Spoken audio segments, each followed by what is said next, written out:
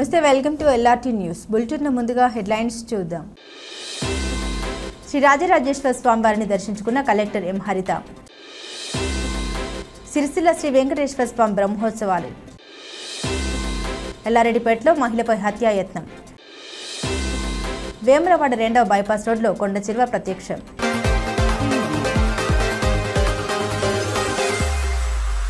వేములవాడ శ్రీ రాజరాజేశ్వర స్వామి ఆలయ విస్తరణ అభివృద్ధి పనులు ప్రణాళిక ప్రకారం పూర్తి చేయాలని జిల్లా కలెక్టర్ ఎం హరిత ఆదేశించారు. ముందుగా శ్రీ రాజరాజేశ్వర స్వామివారిని కలెక్టర్ మంగళవారం దర్శించుకున్నారు. ఆలయ అర్చకులు ఆమెకు పూర్ణ కుంభంతో స్వాగతం పలికారు. దర్శన అనంతరం కళ్యాణ మండపంలో వేద పండితులు ఆలయ అర్చకులు కలెక్టర్కు ఆశీర్వచనం అందించారు. వారికి ఆలయ ఈవో రమాదేవి ప్రసాదం అందించారు. ఆలయ ప్రాంగణంలో చేపడుతున్న కట్టడాల కూల్చివేత పనుల్ని క్షేత్రస్థాయిలో పరిశీలించారు. వేములవాడ శ్రీ రాజరాజేశ్వర స్వామి ఆలయ విస్తరణ అభివృద్ధిపై ఆలయ అతిథి గృహంలో ఏడీఏ ఆలయ అధికారులు, అర్చకులు, ఆర్ఎండ్బి, రెవెన్యూ, మున్సిపల్ శాఖల అధికారులతో కలెక్టర్ సమీక్ష సమావేశం నిర్వహించారు. ఆలయ విస్తరణ అభివృద్ధిపై రూపొందించిన నమూనాను కలెక్టర్కు క్షేత్ర ఆర్కిటెక్ట్ సూర్యనారాయణ మూర్తి విపులంగా వివరించారు. ప్రస్తుతం ఉన్న భవనాల కూల్చివేత పనులు ప్రణాళిక ప్రకారం చేపడుతున్న చర్యలపై ఆరా తీశారు. ఈ సమావేశంలో ఆర్ఎండ్బి సిఈ రాజేశ్వర్ రెడ్డి, ఆలయ ఈవో ఎల్ రమాదేవి, క్షేత్ర architect Suryanarayana Murthy, R and B EE Narasimhachari, municipal commissioner Anvesh, తహసీల్దార్ విజయప్రకాష్ రావు, ఏడీఏ సెక్రటరీ ఆన్సార్, ఆలయ అర్చకులు, అధికారులు తదితరులు పాల్గొన్నారు.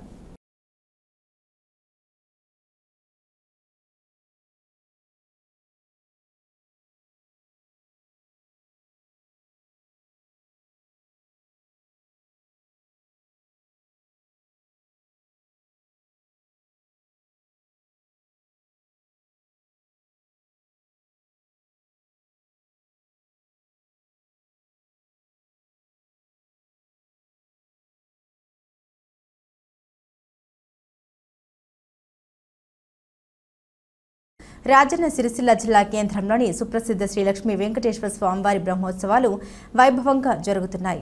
ఈ సందర్భంగా సంగీతం శ్రీనివాస్ మాట్లాడారు. ఈ ఆలయం తిరుమల తిరుపతి తర్వాత అంతటి ప్రాచుర్యం పొందిన దేవాలయమని కొనియాడారు.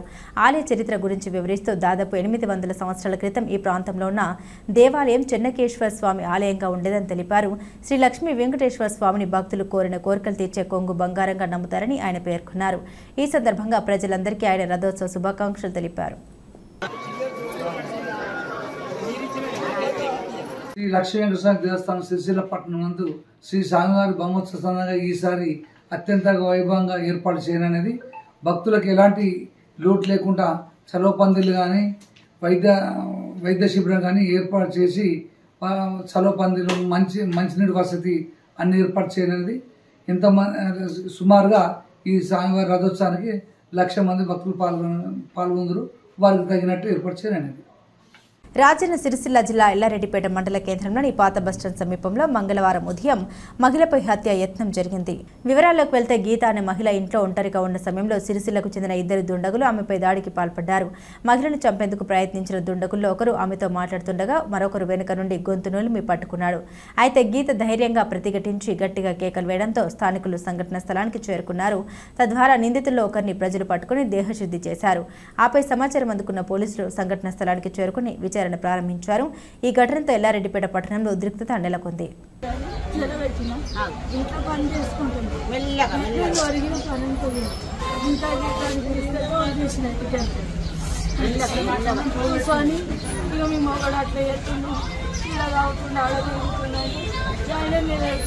పని మీద వర్క్ తాగుతాడు దానిసోపత్తు పడుతుండు అన్నాడు. వీడు వెనకకి ఇప్పుడు కట్టేసిన వెనకకి గట్టిగా దస్తి కట్టేసిండు. మెడకు చేతులకు బ్లౌజులు వేసుకున్నాడు. వచ్చినోడు ఆడు ఇవి గట్టిగా వేసి మెడ పడుతుండు. నేను ఆయన ఇట్లా గట్టిగా ఇట్లా గుంజేసి అంజన్ అని పిలవగానే అంజన్నూరికి వచ్చిండు. యోగ వెనుకోవాలి వాళ్ళందరూ వచ్చిండు. డోరు పెట్టుతుండు. డోరు పెట్టేసరికి వాడు ఇంకోటి బాగా ఇచ్చిండు. ఈ ఒక్కడు దొరికిండు.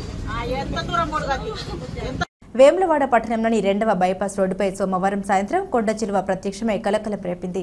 దోబీఘాట్ సమీపంలోని ఆహా హోటల్ దగ్గర ఈ సంఘటన చోటు చేసుకుంది. స్థానికులు తెలిపిన వివరాల ప్రకారం మూలవాగు వైపు నుండి కొండచిల్వ రోడ్డు వైపు వస్తుండగా అక్కడి ప్రజలు గమనించారు.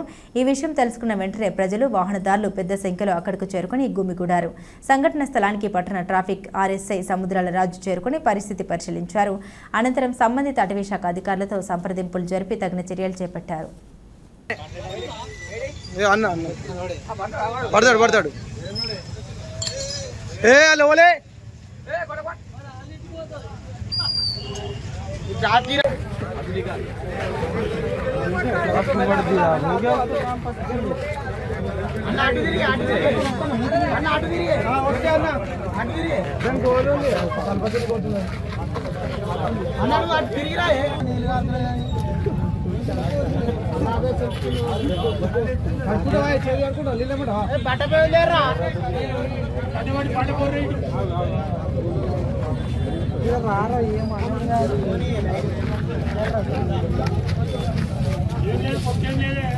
అలాంటి ఇంతకుముందు అది తినేసిందే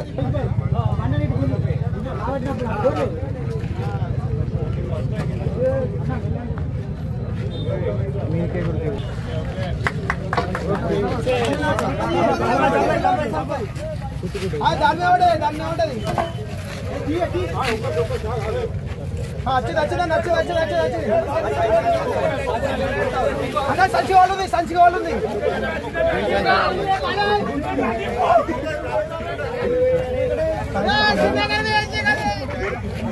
वो 10 फीट ఉంటాయి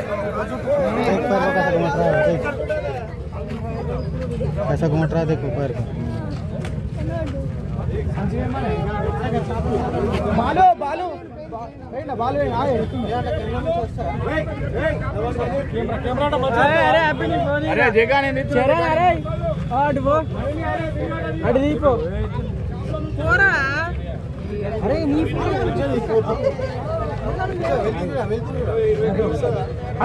अरे मुजम्मिल ఆదికవి శ్రీ వాల్మీకి మహర్షి జీవిత చరిత్రను మనమందరం ఆదర్శంగా తీసుకోవాలని జిల్లా ఎస్పీ మహేష్ బి గీతే అన్నారు. మంగళవారం రోజున జిల్లా పోలీస్ కార్యాలయంలో వాల్మీకి జయంతి సందర్భంగా మహర్షి వాల్మీకి చిత్రపటానికి పూలమాల వేసి నివాళులర్పించారు. ఈ సందర్భంగా ఎస్పీ మాట్లాడారు. ఒక సామాన్య వ్యక్తిగా పుట్టి బోయవానిగా జీవితం గడిపి సప్త ఋషుల బోధనతో మహర్షిగా మారి ఆదికావ్యం రామాయణం అనే అమర గ్రంథాన్ని మనకు అందించిన మహానీయుడు వాల్మీకి మహర్షి ప్రతి ఒక్కరికి స్ఫూర్తి ప్రదాత అని తెలిపారు. ఈ కార్యక్రమంలో అదనపు ఎస్పీ చంద్రయ్య, సిఐలు రవి, నాగేశ్వరరావు, ఆర్ఐ రమేష్, ఏవో పద్మ, జిల్లా పోలీసు అధికారులతో పాటు సిబ్బంది పాల్గొన్నారు. రాజన్న సిరిసిల్ల జిల్లా ప్రజలకు ఎన్నికల సందర్భంగా ఎల్ఆర్టీ న్యూస్ ఒక ముఖ్యమైన సందేశం అందించింది. ప్రజాస్వామ్యంలో ఓటు హక్కు అనేది కేవలం ఒక పత్రం కాదు, అది దేశ భవిష్యత్తు, ప్రజల భవిష్యత్తును నిర్ణయించే శక్తి అని పేర్కొంది. ఎల్ఆర్టీ న్యూస్ ప్రజలకు విజ్ఞప్తి చేస్తూ ఓటు వేయడానికి ముందు ఒకసారి ఆలోచించండి. అభివృద్ధి చేసే నాయకుడు ఎవరో గుర్తించండి. ప్రజల కోసం కష్టపడే వారిని ఎన్నుకోండి. కేవలం ఎన్నికల సమయంలో డబ్బులు పంచి మళ్లీ కనిపించని వారిని తిరస్కరించండి అని పిలుపునిచ్చింది. ఉన్నవారు గమనించాల్సిన అవసరం ఎంతో ఉంది.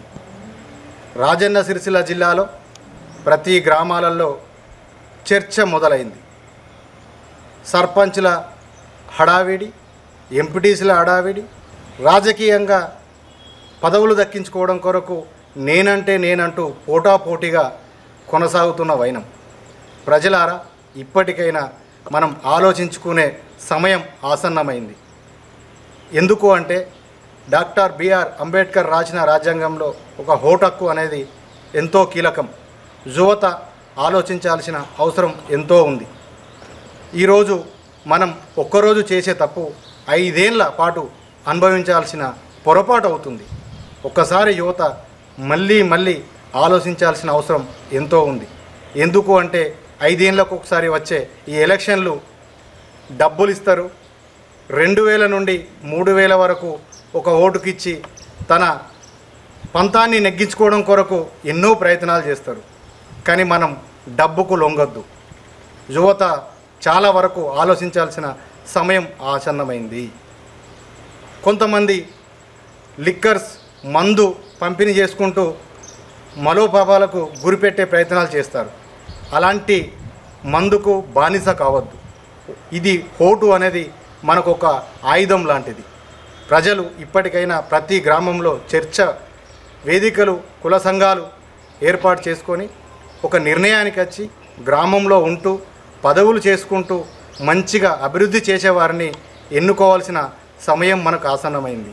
ఎందుకు అంటే గ్రామాలలో లేనివారు, డబ్బున్న వాళ్ళు ఎక్కడి నుంచో వచ్చి డబ్బులు ఖర్చు పెట్టి మేము గెలుస్తాం, గెలిచిన తర్వాత మళ్ళీ గ్రామంలో కనిపించకపోవడం, ఏదైనా ఆపద సంపద వస్తే వాళ్ళు ఇక్కడ ఉండరు. అందుకే మనం ఆలోచించే సమయం ఆసన్నమైంది. ఎందుకు అంటే గ్రామంలో ఉంటూ ప్రజల మధ్యలో తిరుగుతూ ఉండేవారిని గెలిపించుకొని అభివృద్ధికి పాటుపడదాం. ఎక్కడో దూరం ఉండే వాళ్ళ గురించి ఆలోచించకండి. గ్రామంలో అందరూ నిలబడతారు. నిలబడ బారిలో ఎవరో ఒక్కరు గెలుస్తారు. 10 మంది నిలబడతారు. 10 మందిలో ఆలోచించి ఎవరైతే మనకు సేవ చేస్తారు, ఖచ్చితంగా ఎవరైతే మనకు గ్రామాన్ని అభివృద్ధి చేస్తారు, ఎవరైతే విద్యావంతులు అని ఆలోచించే సమయం ఇప్పటికైనా ఓటర్ మహాశీలారా మీ చేతిలో ఉంది. ఓటు ఒక ఆయుధం. ఇప్పటికైనా మీరు ఆలోచించి యువత ఎక్కువ ఆలోచించవలసిన అవసరం వచ్చినది. ఇదివరకు గెలిచి అభివృద్ధి చేసిన వారు ఎవరు? కొత్తగా గెలిపిస్తే అభివృద్ధి ఎంతవరకు జరుగుతుంది? మన గ్రామాలలో ఏమేమి లోటుపాట్లు ఉన్నాయి? మహిళా సంఘాలకు బిల్డింగులు ఉన్నాయా? యూత్ సభ్యులకు భవనాలు ఉన్నాయా? ఐకేపీ సెంటర్లకు గోదాం సెంటర్లు ఉన్నాయా? సీసీ రోడ్లు ఉన్నాయా? సెంటర్ లైటింగ్స్ ఉన్నాయా? బోరు వాటర్ సప్లై కరెక్ట్ ఉందా? గ్రామాలలో కావలసిన సదుపాయాలు ఏంటేంటి? మహిళా సంఘాలకు ప్రతి గ్రామంలో బతుకమ్మ తెప్పలు ఉన్నాయా? ప్రజలు ఆలోచించవలసిన సమయం ఆసన్నమైంది. ఇప్పటికైనా మీ చేతిలోనే ఓటు, మీ చేతిలోనే ఆయుధం. 5 ఏళ్ల పాటు ఒక్కరోజు చేసే తప్పు 5 ఏళ్ల పాటు బానిస కాకుండా మంచి వ్యక్తులను ఎన్నుకొని గ్రామాలలో జెడ్పీటీసీ, ఎంపీటీసీ, సర్పంచులుగా ఎన్నుకొని గ్రామ అభివృద్ధి కొరకు, మండల అభివృద్ధి కొరకు పాటుపడే వ్యక్తులను ఎన్నుకోవాలని చెప్పి ఈ సమయాన్ని మీ ద్వారా మా ఎల్ఆర్టీ ఛానల్ ద్వారా ఈ యొక్క మెసేజ్ని మేము చేరవేస్తున్నాం. ఇప్పటికైనా గ్రామాలలో చర్చ జరుగుతుంది. నేనంటే నేను 1,00,000 పెడతా, నేను 25 లక్షలు పెడతా, నేను 30 లక్షలు పెడతా. పైసలు పెట్టేవాడు ఎప్పుడు పని చేయడు. డబ్బుకు ఎప్పుడు బానిస కాకండి.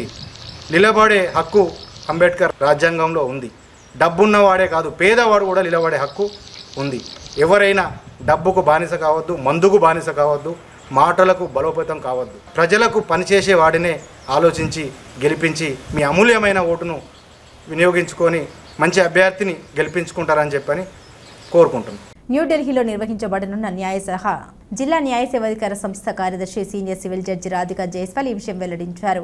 ఆమె మాట్లాడుతూ తెలంగాణ రాష్ట్ర న్యాయ సేవాధికార సంస్థ హైదరాబాద్ ఆదేశాల మేరకు రాష్ట్రంలోని అన్ని జిల్లాల నుండి legal aid defence council system panel advocates మరియు పారా లీగల్ వాలంటీర్ల నుంచి 2 చొప్పున ప్రతినిధులను ఎంపిక చేయాలని సూచించిందని తెలిపారు.